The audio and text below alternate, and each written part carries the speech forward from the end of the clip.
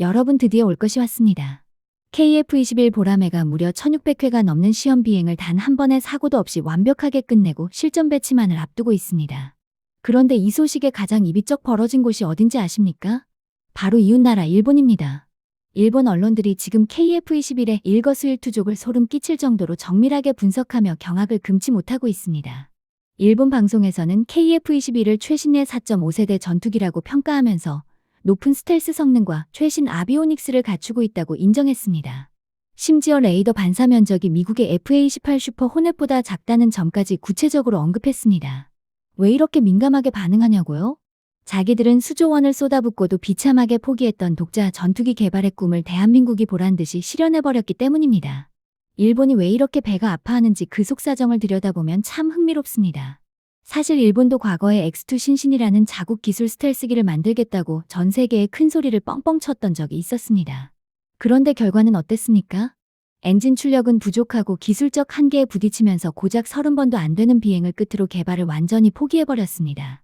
결국 그 비싼 기체는 박물관으로 직행했고 지금은 영국, 이탈리아와 손잡고 공동 개발하는 처지가 됐습니다. 그런데 한국은 다릅니다. 독자적인 설계로 시작해서 양산까지 눈앞에 두고 있으니 일본 공영방송들이 메인 뉴스로 다루며 호들갑을 떨 수밖에 없는 것입니다. 자, 일본 현지 뉴스 한번 같이 보시죠. 韓国が今年から量産を開始した次世代戦闘機 KF-21 ホラメは最新鋭の第 4.5 世代機と位置づけられています。しかしその設計は将来的な第5世代ステルス戦闘機への発展を視野に入れており、最終的な目標は完全なステルス機化にあります。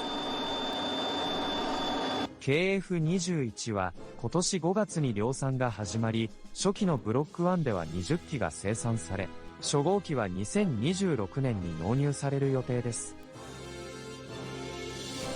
外見はアメリカの F-35 に似ておりステルス機のように見えますが、初期型は外部兵装を搭載するため、厳密にはステルス機ではありません。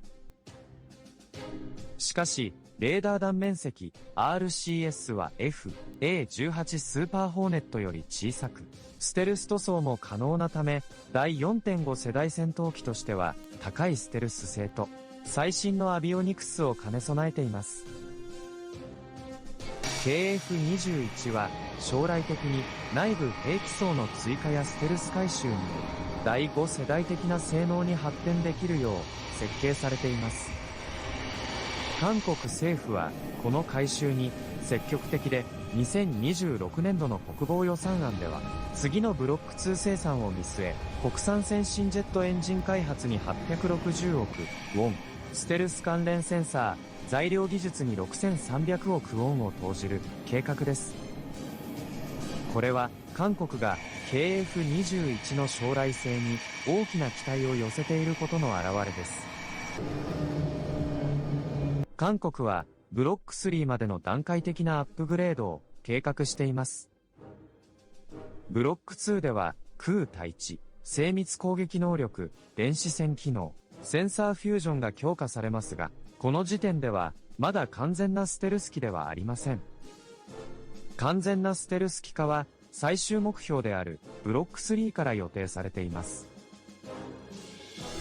ブロック3では完全ステルス機化に不可欠なミサイル内蔵型ウェポンベイが導入され、赤外線検出追跡装置 IRST と電子光学ターゲット追跡装置 EOTGP といった電子戦関連センサも F-35 のように機体内部埋め込み型の電子光学ターゲットシステム EOTS に置き換えられます。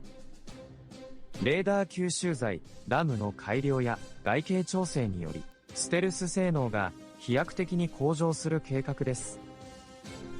エンジンも現在のアメリカ GE 製 F414 から国産エンジン推力増強型への切り替えが予定されており、これにより改修やウェポンベイの設計自由度が高まります。 여러분, 일본 현지 소식을 들으시니까 대한민국이 얼마나 위대하신지 느껴지시나요? 마지막으로 일본 현지 반응을 살펴보겠습니다. 와우! 한국의 훌륭함에 감복했습니다. KF-21은 실전 배치가 시작되고 아시아권 국가들은 수입을 검토 중이다. 멋지다. 언젠가 한국의 KF-21과 일본의 F-3이 함께 나란히 있는 곳을 보고 싶다. 영국인 반응도 함께 보시죠. 영국 입장에서 보면 한국은 몇 년 안에 자체 엔진을 개발할 수 있을 것 같습니다. 한국은 정말 놀라운 나라입니다. 여러분 어떻습니까?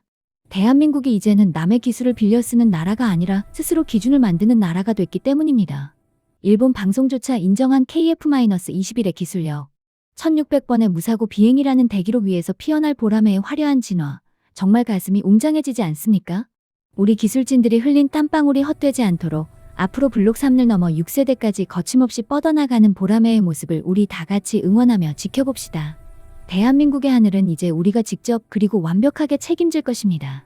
시청해주셔서 감사합니다.